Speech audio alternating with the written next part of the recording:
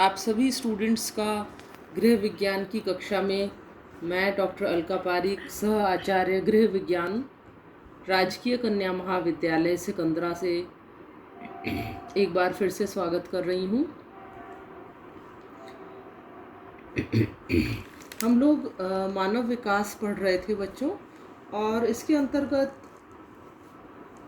हम बाह्य अंगों का और आंतरिक अंगों के विकास के बारे में अध्ययन कर रहे थे। पिछली कक्षा में हमने बाह्य अंगों के विकास के बारे में चर्चा करी थी, जिसमें कि हमने हाइट, वेट, कंकालीय विकास आदि का अध्ययन किया था। आज हम दांतों के विकास के बारे में पढ़ेंगे। दांतों के विकास की प्रक्रिया वैसे तो गर्भावस्था में लगभग 4 महीने से शुरू हो जाती है, लेकिन जन्म के बाद ही बालक के दांत निकलते हैं। तब जबकि बच्चे 6 से 7 महीने के हो जाते हैं तो सबसे पहले निचले जबड़े का बीच का दांत निकलता है, जिसे बीच वाले दांतों को इंसाइजर्स कहते हैं। लड़कियों में दांत लड़कों की अपेक्षा जल्दी निकलते हैं और दांत निकलने की प्रक्रिया वैसे तो 25 वर्ष तक चलती रहती है, लेकिन ऐसा देखा जाता है कि जिन बालकों का स्वास्थ्य अच्छा हो और जो बालक कुशाग्र बुद्धि के होते हैं, उनके दांत जल्दी निकल आते हैं।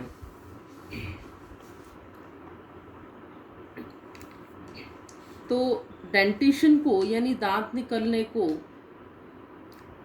ग्रोथ के असेसमेंट का भी एक पैरामीटर कहा जा सकता है।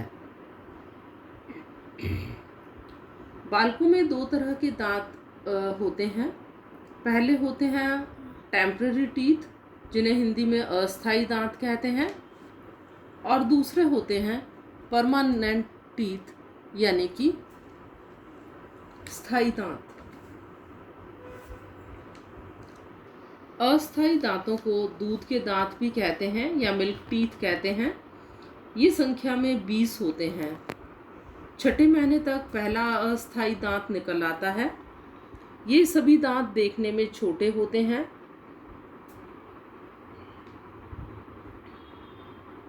और निचले जबड़े के मसूड़ों में दांत पहले निकलते हैं और उसके बाद ऊपरी जबड़े के मसूड़ों के दांत निकलते हैं। दांत निकलते समय बच्चों को काफ़ी तकलीफ़ होती है। इस टेबल में अगर हम देखें तो 6 से 12 महीने पर इंसाइजर दांत यानी बीच वाले दांत निकलते हैं। इनकी संख्या 2 से 8 होती है। 12 से 15 महीने पर पहला मोलर टीथ निकलता है और इसकी संख्या 8 से 12 होती है। 15 से 24 महीने पर कैनाइन्स निकलते हैं, यानी जो साइड के दांत होते हैं वो निकलते हैं और इनकी संख्या 12 से 16 होती है। और 24 से 30 महीने पर सेकेंडरी मोलर्स निकलते हैं, जिनकी संख्या 16 से 20 तक होती है। ये सभी टेम्पररी टीथ होते हैं, जो कि 6 महीने की आयु के बाद 13-14 वर्ष तक ये सारे गिर जाते हैं और इनकी जगह दूसरे दांत आते हैं, जिन्हें बोलते हैं परमानेंट टीथ यानी कि स्थायी दांत। 6 वर्ष से स्थायी दांत निकलने लगते हैं। स्थायी दांतों की संख्या 32 होती है। ये दांत अपेक्षाकृत यानी कि अस्थायी दांतों से कि अगर हम कंपैरिजन करें तो उनसे कुछ बड़े होते हैं और अधिक मजबूत होते हैं। लड़कियों में अस्थायी दांत जल्दी टूटते हैं, इसलिए स्थायी दांत जल्दी आते हैं, परंतु अक्ल दाढ़ या विजडम टूथ लड़कों में पहले निकलती है। किस आयु में कितने दांत निकलते हैं ये इस टेबल के द्वारा आप समझ सकते हो। 6 साल से 7 साल की उम्र में इस टेबल में क्लियरली दे रखा है कि 6 वर्ष पर 1 या 2 होती है दांतों की संख्या। 8 साल पर 10 से 11, 10 साल पर 14 से 16 दांत निकल आते हैं बालक के, 12 साल पर 24 से 26 और 13 साल पर 27 से 28 दांत निकल आते हैं। जब बालक 17 साल का होता है तब से लेकर 25 साल तक विजडम टूथ यानी कि अक्ल दाढ़ बच्चे की निकलती है। बालक के ग्रोथ और डेवलपमेंट की यानी वृद्धि और विकास की मॉनिटरिंग उसके शारीरिक अनुपात से भी की जा सकती है। बालक के शरीर का अनुपात वयस्क के शरीर के अनुपात से भिन्न होता है। उसके शरीर के भिन्न भिन्न अंग अलग अलग अनुपात में बढ़ते हैं। सभी शारीरिक अवयव अलग अलग समय पर परिपक्वता प्राप्त करते हैं। जन्म के समय शारीरिक अवयव छोटे और नर्म होते हैं। सबसे पहले जैसे अपन ने पहले पढ़ा था ग्रोथ एंड डेवलपमेंट के अंदर कि जो डेवलपमेंट है वो सिफेलोकॉर्डल मैनर में होता है, यानी सिर से पैर की तरफ डेवलपमेंट होता है। तो बच्चों सबसे पहले सिर का अनुपात परिवर्तित होता है, फिर धड़ का और अंत में पैरों के और हाथों के अनुपात में परिवर्तन देखा जाता है। विभिन्न शारीरिक अवयवों का विकास निम्न प्रकार से होता है।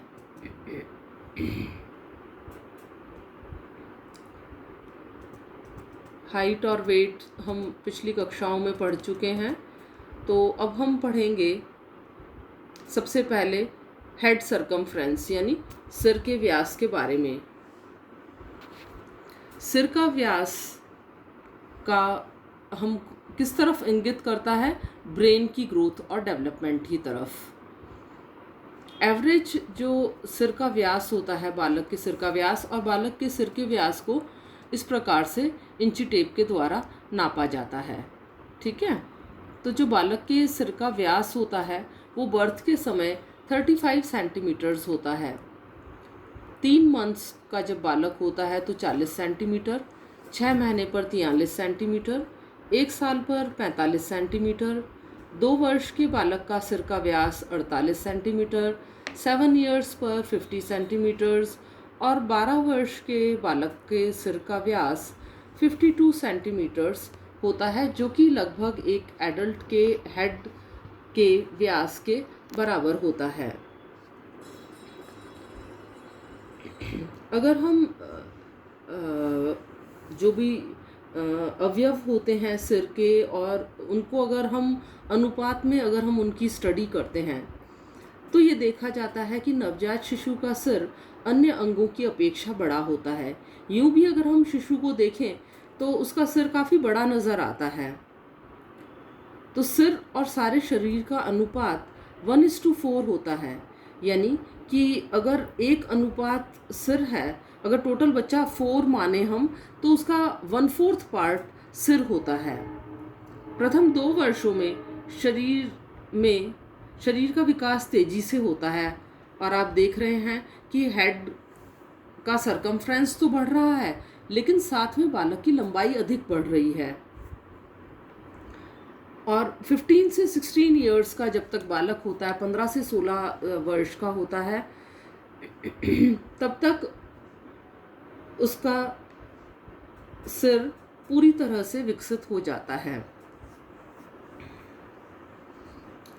और जब बालक प्रौढ़ावस्था तक पहुंचता है तब सिर का आकार जन्म से तिगुना हो जाता है, यानी 1:3 रह जाता है। प्रौढ़ व्यक्ति के सिर और शरीर का अनुपात 1:8 होता है। अब देखो, पहले बालक के नवजात शिशु के सिर का अनुपात था 1:4, यानी अगर पूरे शरीर को 4 भाग माने तो 1 भाग सिर का होता है। लेकिन जब बालक वयस्क हो जाता है, एडल्ट हो जाता है, तो उस समय अगर हम पूरे शरीर को 8 माने तो सिर 1 होता है, यानी 1:8 1:8 के अनुपात में सिर का विकास होता है। शारीरिक अनुपात में सिर के बाद अगला पैरामीटर है चेहरा यानी फेस। नवजात शिशु का चेहरा सिर की अपेक्षा छोटा होता है। ऊपर का हिस्सा बड़ा होता है और नीचे का हिस्सा छोटा होता है, क्योंकि बच्चों के दांत नहीं होते। पहले बच्चे के अस्थायी दांत आते हैं जो कि छोटे होते हैं, इसलिए उसका चेहरा भी छोटा दिखाई देता है। चेहरे के अंगों में नाक सबसे जल्दी परिपक्व होती है और 14 वर्ष की अवस्था तक इसकी परिपक्वता पूर्ण हो जाती है। उसके बाद आती है धड़ यानी कि ट्रंक। नवजात शिशु के गर्दन नहीं के बराबर होती है। शुरू में धड़ का विकास धीमी गति से होता है। नवजात शिशु की छाती गोलाकार होती है। 6 वर्ष की अवस्था तक धड़ की लंबाई जन्म की दुगनी हो जाती है और परिपक्वता आने तक धड़ की लंबाई जन्म की तिगुना हो जाती है। छाती चौड़ी हो जाती है, गर्दन लंबी हो जाती है और कंधे झुक जाते हैं। इसमें पिक्चर में बच्चे का चेस्ट सरकमफ्रेंस यानी चेस्ट का, छाती का व्यास लेते हुए दिखाया गया है। इस तरह से बच्चे का चेस्ट सरकमफ्रेंस नापा जाता है और ये इस चीज़ का द्योतक होता है कि कहीं बच्चा कुपोषण का शिकार तो नहीं हो रहा। Head chest circumference, arm circumference, ये सब लिया जाता है बच्चे का, यानी कि हाथ की गोलाई का व्यास, सिर की गोलाई का व्यास और छाती की गोलाई का व्यास लिया जाता है। अगर बच्चे की बोन्स ठीक से डेवलप नहीं हो रही हैं, अगर मसल्स का और फैट अगर बॉडी के अंदर नहीं है, तो बच्चा कुपोषित होने के कारण इनका व्यास कम हो जाता है। तो एक तरह से ये बच्चे की ग्रोथ और डेवलपमेंट की मॉनिटरिंग के लिए ये सरकमफ्रेंसेस ज़रूरी होते हैं और प्रत्येक एज पर ये लिए जाते हैं। बर्थ के समय चेस्ट का सरकमफ्रेंस सिर के सरकमफ्रेंस से 2 से 3 सेंटीमीटर तक कम होता है, लेकिन जब बच्चा 6 से 12 महीने का होता है तो हेड सरकमफ्रेंस और चेस्ट सरकमफ्रेंस दोनों इक्वल हो जाते हैं, बराबर हो जाते हैं। जब बालक अपना फर्स्ट बर्थडे मना लेता है, यानी वो 1 साल का हो जाता है, तो उसका चेस्ट सरकमफ्रेंस हेड सरकमफ्रेंस से 2.5 सेंटीमीटर तक ज़्यादा हो जाता है और 5 साल पर 5 सेंटीमीटर अधिक हो जाता है। अगला आयाम है हाथ और पैर। नवजात शिशु के हाथ और पैर बहुत कोमल और नर्म होते हैं। बालक के हाथ पैर की अपेक्षा बड़े होते हैं, पैर मुड़े हुए होते हैं। जैसे जैसे बालक की टांगों की लंबाई बढ़ती है, वैसे वैसे उसकी टांगें और घुटने सीधे हो जाते हैं। बालक की टांगों का विकास हाथों की अपेक्षा धीमी गति से होता है। 6 वर्ष तक उसके पैर और घुटने सीधे हो जाते हैं और किशोरावस्था में पैरों की लंबाई जन्म से 4 गुनी हो जाती है और इस प्रकार से मिड अपर आर्म सरकमफ्रेंस को नापा जाता है टेप की सहायता से, और ये भी मेल न्यूट्रिशन का द्योतक होता है। अगर इनएडिक्वेट न्यूट्रिशनल स्टेटस, अगर इनएडिक्वेट न्यूट्रिशन मिल रहा है बालक को, तो उसके अंदर फैट और मसल्स दोनों का ही डेवलपमेंट ठीक प्रकार से नहीं हो पाता है।